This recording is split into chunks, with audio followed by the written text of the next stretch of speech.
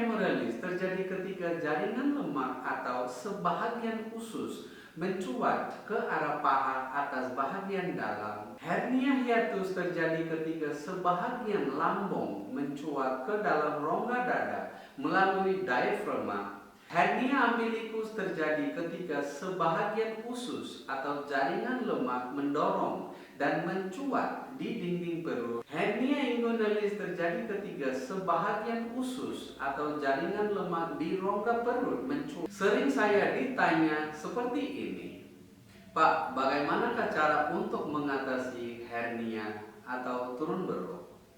Dan saya pun bertanya kembali pada beliau, hernia jenis apakah yang sedang dialami oleh Bapak? Beliau pun tidak bisa menjawabnya, karena beliau tidak tahu hernia jenis apa yang sedang dialaminya. Baiklah, perlu Anda ketahui bahwa hernia ada 9 atau 10 macam jenisnya. Dan setiap jenis hernia itu karakteristiknya sangatlah berbeda atau beragam.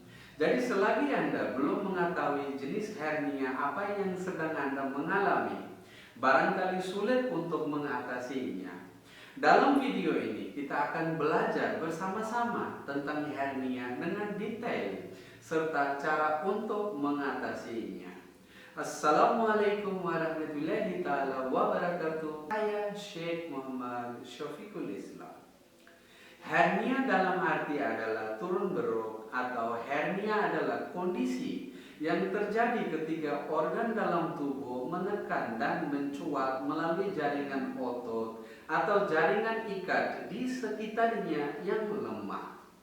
Jaringan ikat tubuh seharusnya cukup kuat untuk menahan organ tubuh di dalamnya agar tetap berada di posisinya masing-masing.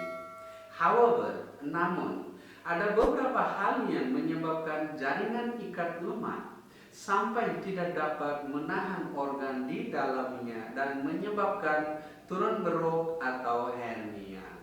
Jenis-jenis hernia seperti berikutnya.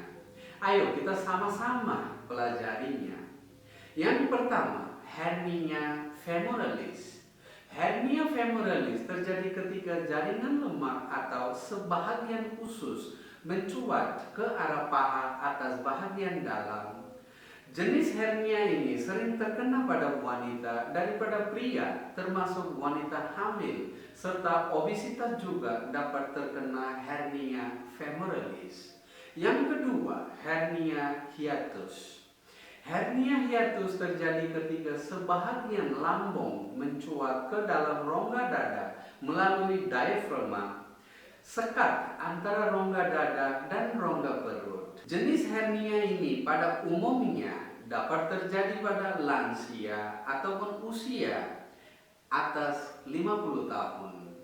Jika seorang anak mengalami hernia hiatus, kondisi tersebut disebabkan oleh kelainan bawaan. Yang ketiga, hernia umbilikus.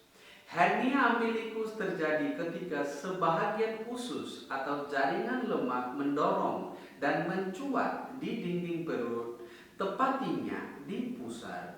Jenis hernia ini biasanya dialami oleh bayi dan anak-anak di bawah usia 6 bulan akibat lubang tali pusat tidak tertutup dengan sempurna setelah bayi lahir. Yang keempat, hernia inguinalis. Hernia inguinalis terjadi ketika sebahagian usus atau jaringan lemak di rongga perut mencuat ke selangkangan. Hernia inguinalis merupakan jenis hernia yang paling sering terjadi. Bahkan pria memiliki risiko lebih tinggi untuk mengalaminya.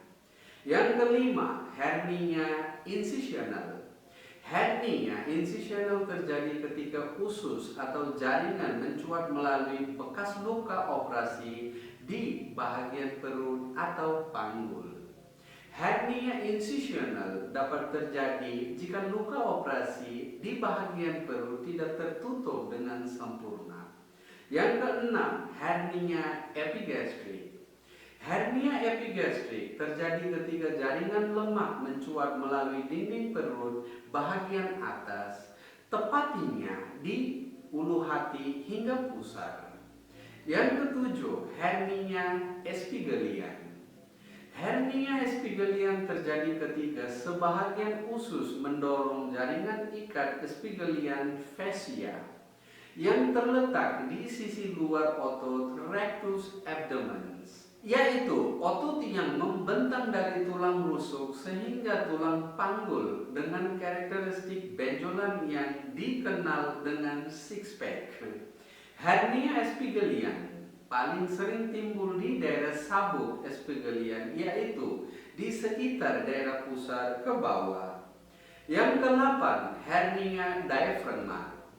Hernia diafragma terjadi ketika sebahagian organ lambung mencuat masuk ke rongga dada melalui celah diafragma. Hernia jenis ini juga dapat dialami oleh bayi ketika pembentukan diafragma kurang sempurna.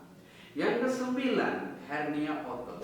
Hernia otot terjadi ketika sebahagian otot mencuat melalui dinding perut. Jenis hernia ini juga dapat terjadi pada otot kaki akibat cedera di saat berolahraga ataupun olahraga ekstrim. Penyebab hernia. Hernia disebabkan oleh kombinasi antara kondisi otot yang tertarik dan melemah.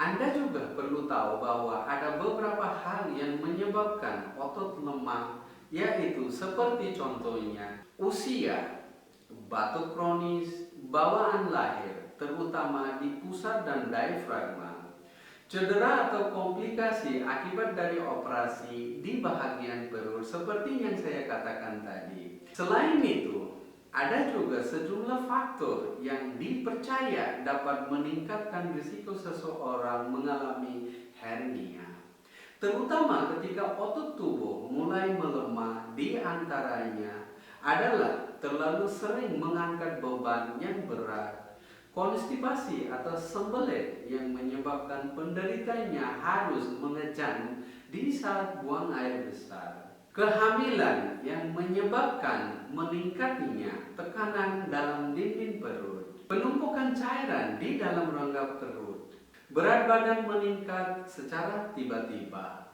bersin yang berlangsung lama atau bersin kronis. Penyakit seperti cystic fibrosis secara tidak langsung juga dapat meningkatkan risiko hernia.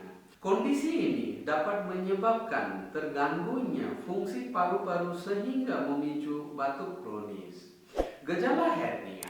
Gejala hernia bervariasi atau beragam, tergantung pada lokasi dan tingkat keparahannya.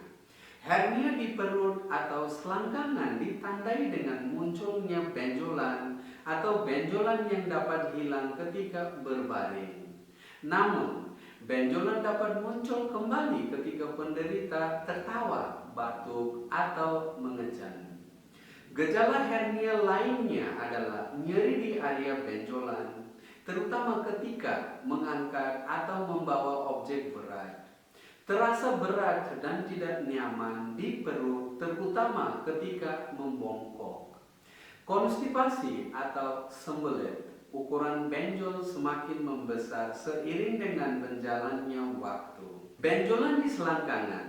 Hernia hiatus juga ditandai dengan gejala nyeri dada, sulit menyelan, dan ulu hati perih. Sekarang solusi hernia.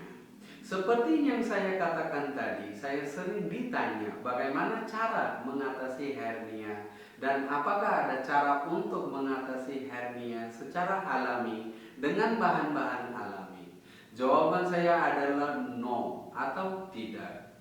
Tidak ada ramuan atau pengobatan sederhana untuk mengecilkan atau menghilangkan hernia.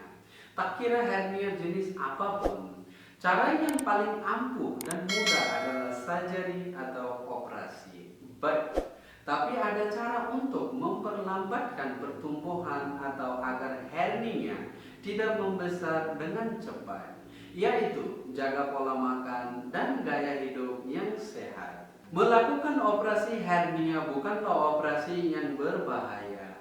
Hanya operasi kecil saja dan tidak perlu khawatir, aman-aman saja.